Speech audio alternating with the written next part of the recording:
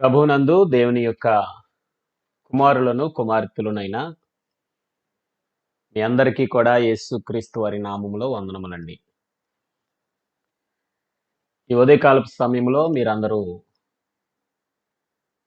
క్షేమంగా ఉన్నారని భావిస్తూ ఉన్నాను. శరీర సంబంధమైన బలహీనతలు ఉంటాయి. ఆత్మ సంబంధంగా బలపడుతూ బలవంతులుగా మారుతూ ఉన్నారని కోరుతున్నాను. దేవుని యొక్క ప్రియమైన పిల్లలారా, ఈరోజు శనివారం విషయాలు అడుగుతాను. అబ్రహాము గారి జీవితంలో సుగుణములు అని మనం చూస్తూ ఉన్నాము. ఏవైతే సుగుణాలు అని చూస్తున్నామో వాటి విషయంలో మన జీవితంలో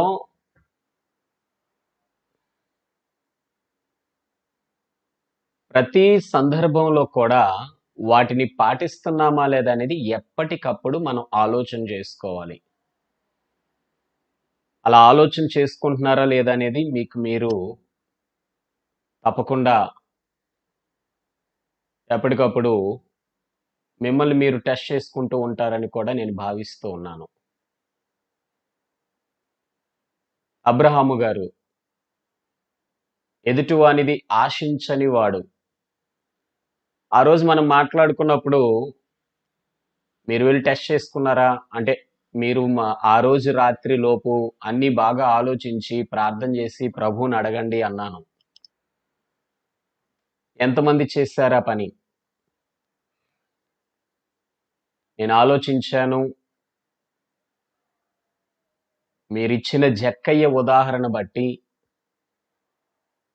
తప్పకుండా ఆ రాత్రే నేను దేవునికి మీరు చెప్పినట్టుగా ఒక మాట కూడా ప్రార్థన చేశాను అన్నవారు యెస్ అని పెట్టండి. ఏంటి ఇంతకీ ఆ రోజు రాత్రి మీరు ప్రార్థన చేయాలని చెప్పిన మాట? తండ్రి, నేను ఆలోచించినంత వరకు నేనెవరిది ఆశపడినట్టు నాకు కనబడలేదు. ఒకవేళ నాకు తెలియకుండా నేను ఎవరిదైనా ఆశపడుంటే అది కూడా నా నుండి తీసివేయి ప్రభువా అని చేయమన్నాను. Very good. ఇద్దరు పెట్టారు యెస్ అని. మంచిది. ఒకవేళ మీరు నిజంగా అలా ఆలోచించి, ఆ రోజంతా ఆలోచించి, ఆ రోజు రాత్రి మీరు ఆ ప్రార్థన నిజంగా చేసి ఉంటే, ఆ క్షణము వరకు మీరు ఇతరులను ఆశించి, ఇతరుల యొద్ద నుండి ఆశించి చేసిన ఏ దోషమున్నా తప్పకుండా తొలగిపోతుంది. కాబట్టి ఇక మీదట అది పశ్చాత్తాపంతో కూడిన ఆలోచన అయ్యింది కాబట్టి, ఇక మీదట వాటి విషయంలో చాలా జాగ్రత్తగా ఉండండి. అలాగే పిల్లల విషయంలో శ్రద్ధ కలవారము. పిల్లల విషయంలో ఎంతమంది శ్రద్ధ తీసుకుంటున్నాం? తీసుకోవాలి. వారు ఆత్మీయంగా ఎదగడానికి మనం శ్రద్ధ తీసుకోవాలి. వారి భౌతిక సంబంధమైన జీవన విధానాలలో కూడా శ్రద్ధ తీసుకోవాలి. దయచేసి నిర్లక్ష్యం వహించకండి. ఇద్దరూ నా పిల్లలే కదా! ముగ్గురు నా పిల్లలే గదా! మంచైతే ఏముంది, చెడైతే ఉంది, ఆస్తయితే ఉంది, అప్పయితే ఉంది, ఆళ్ళే జూసుకుంటారు. నో. అది రైట్ కానే కాదు. వారి తలాంతుల ప్రకారం, వారి బాధ్యతల ప్రకారం వేటి విషయంలో వాటిని స్వాస్థ్యాలని కాదు, సమస్తమైన వాటిని కూడా తప్పకుండా ముందే క్రమానుసారంగా ఆలోచన చేయాల్సిన అవసరం ఉంది. అది మీరు ఆలోచిస్తున్నారో లేదో చూడండి. అలాగే ఇస్సాకు గారి విషయంలో లోబడిన కుమారుడని, ఆయన లోబడిన కుమారుడని, దేవుని చేత ప్రమాణము పొందినవాడని మనం కొన్ని విషయాలు చూసాం. Very good. మీరు చక్కగా అన్ని విషయాల్లో సరైన సమాధానం ఇస్తున్నందుకు సంతోషిస్తున్నాను. అయితే మీరు నో క్వెషన్స్ అని పెట్టారు కాబట్టి ఈ సమయంలో ఒక విషయాన్ని మనం నేర్చుకుందాం. చూడండి, మనకింకా సమయం ఉంది కాబట్టి ఒక విషయాన్ని మనం నేర్చుకుందాం.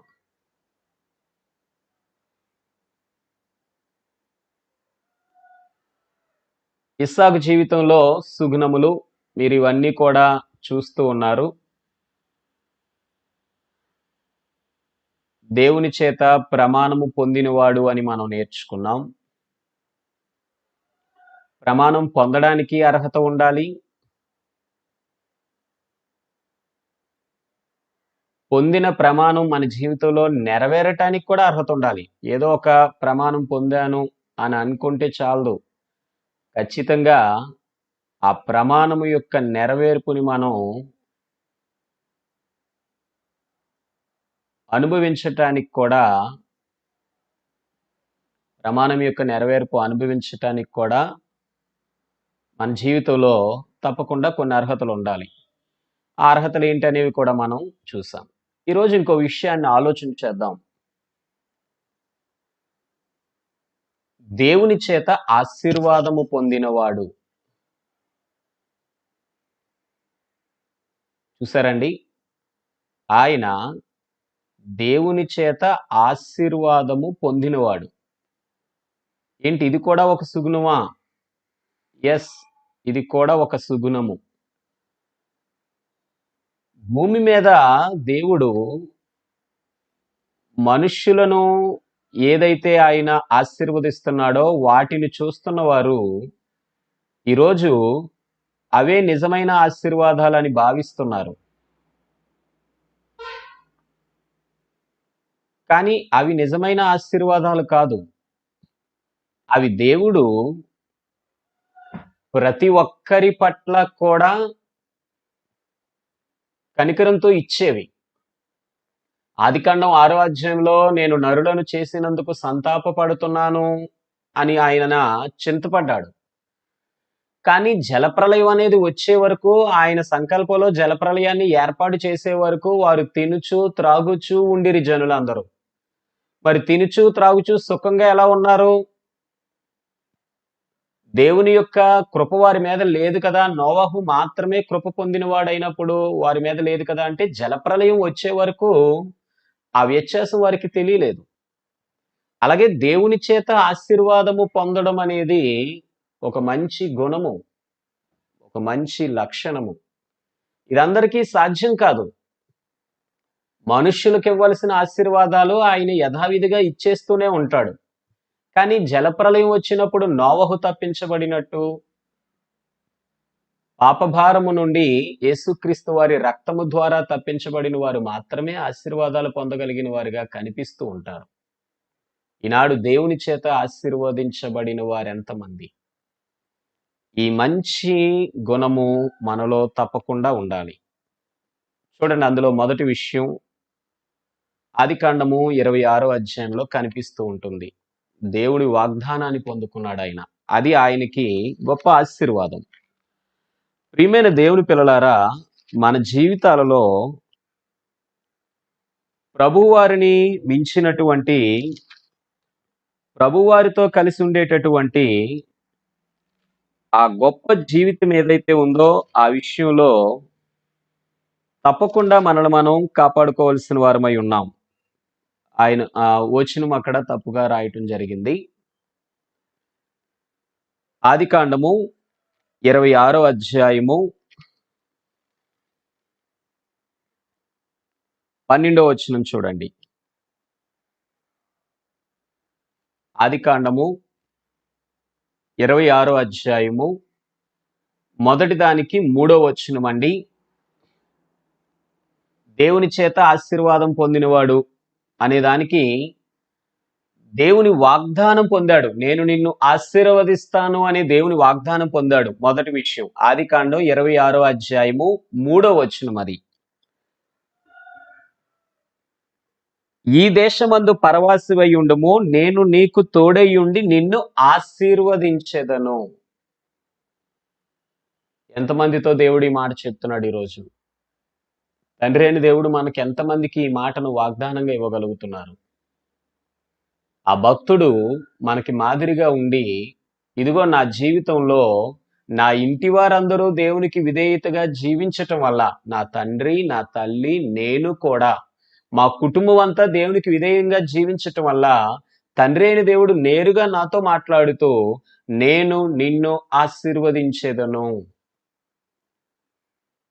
మరి ఈనాడు దేవుడు నాతో మాట్లాడలేదు కదండి, ఎలా చెబుతారు అంటే, నీవు నీ భార్య నీ కుమార్తె లేక నీ కుమారుడు, నీవు నీ భర్త నీ కుమారుడు లేక నీ కుమార్తె, అంటే నీ పిల్లలు ఎవరైతే మీ కుటుంబం అంతా భయముతో భక్తితో విధేయతతో సంపూర్ణంగా దేవునికి లోబడుతూ జీవిస్తారో దేవుని వాక్యమే తన ఆశీర్వాదాలు ఖచ్చితంగా నీకు వినబడేలా చేస్తుంది. మీరు చాలాసార్లు గమనించండి, మనం వాక్యం వినేటప్పుడు కొన్ని ఆశీర్వాదకరమైన మాటలు మనల్ని సంతోషపరుస్తూ ఉంటాయి.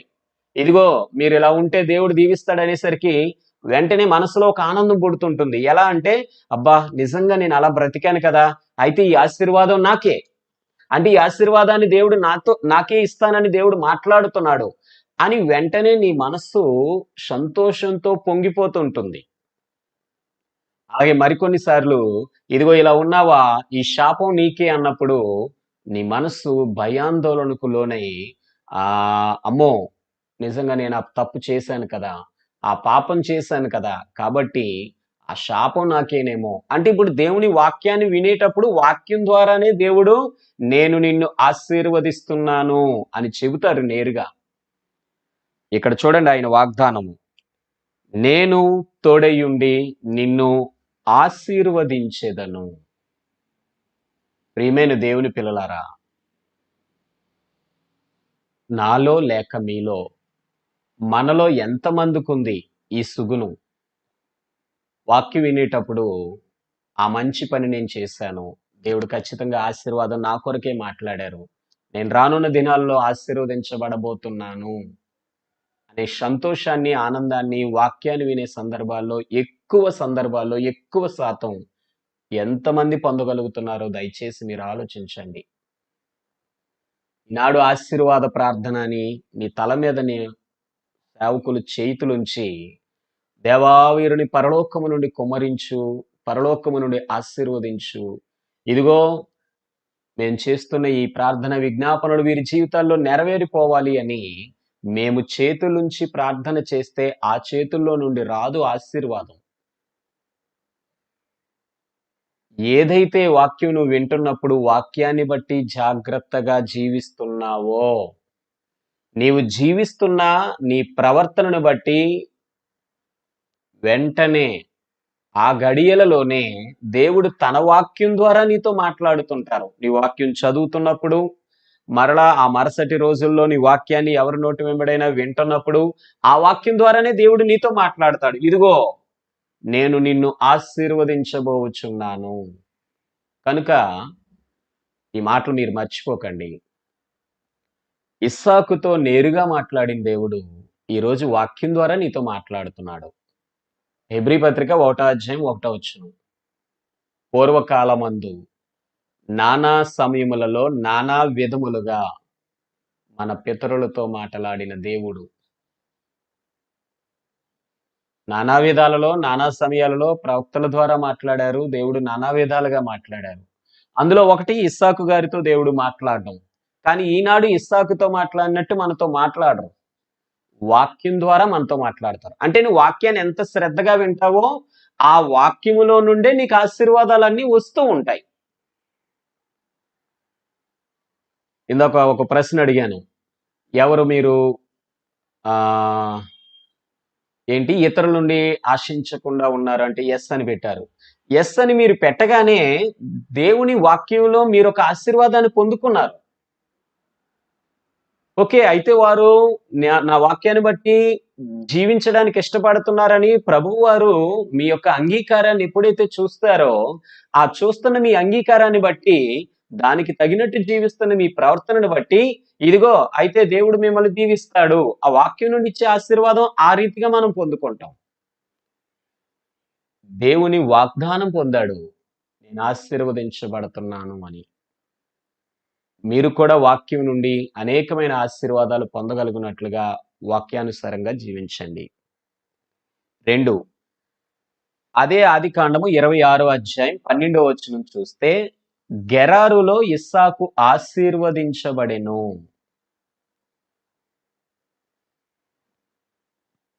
నేను నీకు తోడైయుండి నిన్ను ఆశీర్వదిస్తాను అని చెప్పిన తరువాత ఒక అన్య ప్రాంతానికి వెళ్ళాడు. వారి మధ్య ఇస్సాకు ఆశీర్వదించబడ్డాడు. 12వ వచనం.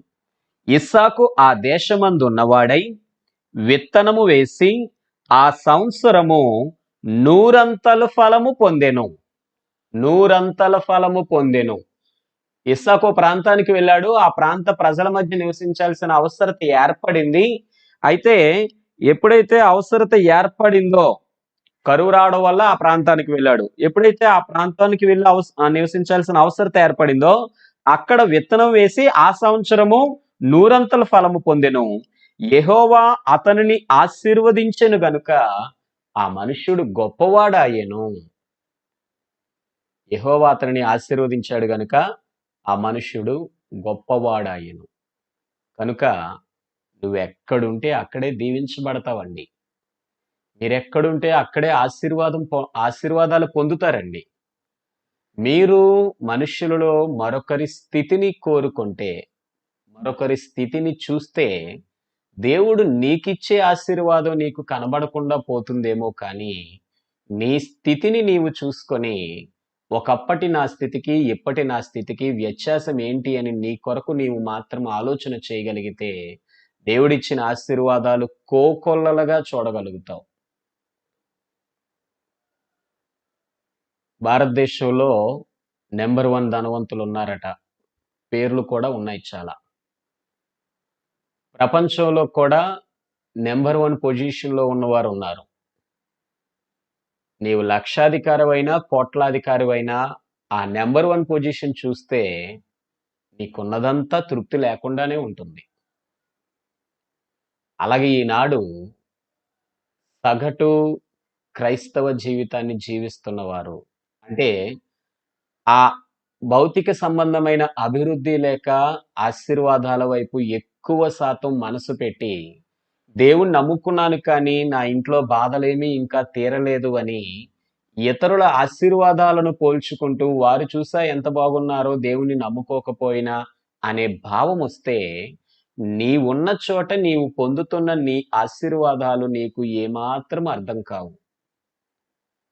కానీ ఖచ్చితముగా దేవుని చేత నేను ఆశీర్వదించబడుతున్నానని వాక్యానుసారంగా జీవిస్తూ జాగ్రత్త కలిగిన జీవితం నీవు కలిగి ఉంటే, నీ ఇంటి పక్కనున్న ధనవంతుడు ఏదో ఒక రోజు నిన్ను పిలిచి, ఇంత ఆస్తిపాస్తులున్నాయి కానీ మేమేనాడు సుఖంగా బ్రతకట్లేదు తెలుసా? ఏమీ లేకపోయినా నిజంగా మీరు దేవుణ్ణి నమ్ముకున్న వారిగా అంత చిరునవ్వుతో అంత ప్రశాంతంగా నిజంగా ఎలా గడిపేస్తున్నారు అని మిమ్మల్ని అడుగుతారు. అదే ఆశీర్వాదం. అదే ఆశీర్వాదం.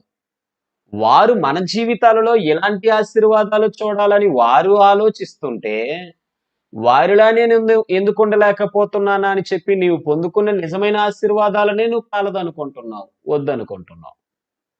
ఆశ్చర్యం. కనుక ఆలోచించండి. ఆ మనుష్యుడు గొప్పవాడాయెను. నువ్వెప్పుడూ గొప్పవాడివే. నువ్వెప్పుడూ గొప్పదానివే. దేవుని ఆశీర్వాదాలు పొందుతున్నంత వరకు. ఎలా పొందుతాను ఆశీర్వాదాలంటే, అదిగో అక్కడ ఆ మాటుంది. ఏంటా మాట?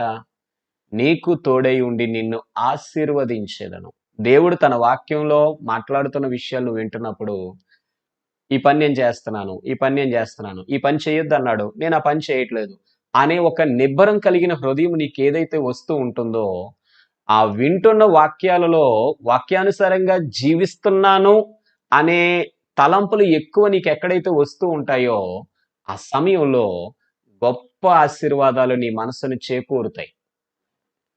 చాలా సార్లు మనసు ఉప్పొంగి, ఇదిగో వాక్యంలో పలానా విషయం చెప్పారు కదా! నిజంగా నేను అలాగే చేస్తున్నాను తెలుసా? అని పక్క వాళ్ళకి చెప్పుకోవాలి, భార్యకి చెప్పేయాలి, పిల్లలకి చెప్పేయాలి, లేకపోతే తోటి విశ్వాసులకి చెప్పేయాలి అన్నంత ఆ కుతూహలం గూడా లోపలొస్తూ ఉంటది. కానీ కంగారు పడి అలా చెప్పేయకండి. ఆ కుతూహలం గూడా లోపలొస్తూ ఉంటది. వాక్యానుసారంగా నేనుంటున్నాను అని చెప్పుకోవాలనేంత ఆనందం. నీకు నీ దేవునికి తెలిస్తే చాలు. ఆశీర్వాదాలను సంపూర్ణంగా నీవు అనుభవించగలవు. ఇంకొక మాట చూద్దాం చూడండక్కడ. ఆయన ప్రతి స్థలములో ఆశీర్వదించబడినవాడు. ఆదికాండం 26వ అధ్యాయము 28, 29 వచనాలు. ఆదికాండం 26వ అధ్యాయము 28, 29 వచనాలు. వారు నిశ్చయముగా, వారు అంటే ఎవరు అనేది మనం మరొక సుగుణము నేర్చుకునేటప్పుడు ఎవరు వారో మనం అక్కడ వింటాము. కాబట్టి ఇప్పుడు అక్కడ నేను అది జ్ఞాపకం చేయట్లేదు. కేవలం మన సందర్భాన్ని జ్ఞాపకం చేస్తున్నాను చూడండి. 28వ వచనం. నిశ్చయముగా యెహోవా నీకు తోడైయుండుట చూచితిమి గనుక మనకు అనగా మాకును నీకును మధ్య ఒక ప్రమాణం ఉండవలెననియు, మేము నిన్ను ముట్టక నీకు మేలే తప్ప మరేమియూ చేయక నిన్ను సమాధానముగా పంపివేసితిమి గనుక నీవును మాకు కీడు చేయకుండునట్లు నీతో నిబంధన చేసుకొందుమనియు అనుకొంటిమి. ఇప్పుడు నీవు యెహోవా ఆశీర్వాదము పొందినవాడవనిరి. ఆయన ప్రాంతాలు మారుతున్నాడు అక్కడ. ప్రారంభంలో గెరారుకి వెళ్ళాడని చెప్పుకున్నాం కదా రెండో విషయంలో. ఆ గెరారు ప్రాంతంలో ఆశీర్వదించబడిన తర్వాత గెరారు ప్రాంత ప్రజలు ఏం చేశారంటే ఇతనేంటి మన ఊరోడు కాదు, మన ఊరొచ్చి మన ఊరి వారందరికంటే ఇతను బాగా అభివృద్ధి చెందుతున్నాడు అని చెప్పి ఓ చిన్నపాటి అసూయపడి అతను ఆ ఊరు నుంచి పంపించేస్తారు. ఆ ఊరు నుంచి పంపించేసిన తర్వాత ఇంకో ప్రాంతానికి వస్తాడు. అక్కడ కూడా అతను దీవించబడటం చూసి ఆ ఊరు నుండి వచ్చిన ప్రజలు ఇక్కడ ఇతనితో మాట్లాడుతున్న మాటలివి. ఆ ఊరు నుండి వచ్చిన రాజులు, ఆ ఊరి రాజులే నేరుగా వచ్చి మాట్లాడుతున్న మాటలివి. ఏవనంటే, నీవు యెహోవా వలన ఆశీర్వాదము పొందినవాడవు. ఏ ప్రాంతానికెళ్తే ఆ ప్రాంతంలోనే ప్రతి ఒక్కరి దగ్గర కూడా ఆశీర్వాదములు పొందినవాడాయన. కనుక ప్రియమైన దేవుని పిల్లలారా, ఆలోచన చేయండి. దేవుడు ఆశీర్వదించలేదు అనుకునే ఆలోచన కలిగిన క్రైస్తవ జీవితం సరైంది కాదు. దేవుడు అందరినీ ఆశీర్వదిస్తూనే ఉంటారు. కానీ ఆ ఆశీర్వాదాన్ని మనం పొందుకోవడం అనేది ఒక సుగుణం, ఒక మంచి గుణము. ఆ గుణాన్ని కలిగి ఉండటానికి ప్రయత్నం చేయండి. దేవుడు తప్పకుండా ఆయన సిద్ధపరిచినవన్నీ నీ మీద కుమ్మరిస్తాడు. ఆత్మీయంగాను, భౌతికంగాను సమస్త విధాలుగా. కనుక మనందరం కూడా ఇక మీదట ప్రయత్నం చేద్దాం. దేవుని వాగ్దానం పొందుకుందాం. నీకు తోడైయుండి నేను నిన్ను ఆశీర్వదించెదను అనే వాగ్దానం పొందుకుందాం. ఎలా? రాత్రి కల్లో కనబడతాడా ఆయన? లేక ప్రవక్తను పంపిస్తాడా? లేకపోతే సేవకుడు మాటలో నీకు తెలియచేస్తాడా? అంటే వీటన్నిటినీ కలిపిన వాక్యము ద్వారానే నీతో మాట్లాడుతూ నేను కోరుకున్నట్టు నీవు బ్రతుకుతున్నావు. నేను నిన్ను ఆశీర్వదించెదను. అబ్రహాం జీవితం మాట్లాడుకున్నప్పుడు ఏ విషయాల్లో దేవునికి లోబడ్డాడో లోబడ్డం వల్ల తనకి ఎలాంటి ఆశీర్వాదాలు వచ్చాయో మాట్లాడుకున్నాం. అదే రీతిగా అబ్రహాముని మాదిరిగా తీసుకొని బుద్ధి తెచ్చుకొని అబ్రహాం జీవితం నుండి మనం కొన్ని బోధలు నేర్చుకొని నేను ఈ రీతిగా నా జీవితాన్ని మార్చుకున్నానండి అని మనం మార్చుకొని ఏవైతే దేవునికి చూపిస్తామో అబ్రహాముకి ఇచ్చిన అవే ఆశీర్వాదాలు దేవుడు నీకు నాకు ఇస్తాడు. ఎందుకు ఇవ్వరు? అబ్రహాము ద్వారా అనేకమైన సంతానాలు ఆశీర్వదించబడినట్టు నీవు నీ యొక్క దేవునికి సంపూర్ణంగా లోబడి జీవిస్తే నీ ద్వారా రాబడిన నీ తరం అంతా కూడా దేవుని చేత ఆశీర్వదించబడుతుంది. నీ వల్ల ఎందుకు ఆశీర్వదించబడదు? అబ్రహాము ఎన్ని విషయాల్లో బలంగా జీవించాడో, ఇస్సాకు ఎన్ని విషయాల్లో బలంగా జీవించాడో మాదిరిగా తీసుకొని వాటన్నిటిలో మనం కూడా బలంగా జాగ్రత్తగా జీవిస్తే దేవుడు తప్పకుండా వారికిచ్చిన అవే ఆశీర్వాదాలు ఈనాడు ప్రభువైన క్రీస్తు యేసునందు మనకివ్వటానికి ఎఫెసీ పత్రిక 1 అధ్యాయం 3 వచనం. పరలోక సంబంధమైన ప్రతి ఆశీర్వాదాన్ని మనకివ్వడానికి ఆయన సిద్ధంగానే ఉన్నాడు. పొందుకోవడం అనేది ఒక మంచి సుగుణం, మంచి గుణము. ఆ మంచి గుణము మనం కలిగి ఉండడానికి ప్రయత్నం చేద్దాం. దేవుని కొరకే జీవిద్దాం. అండి అందరికీ కూడా వందనములు. దేవుని చిత్తమైతే మరొక రోజు కలుసుకుందాం.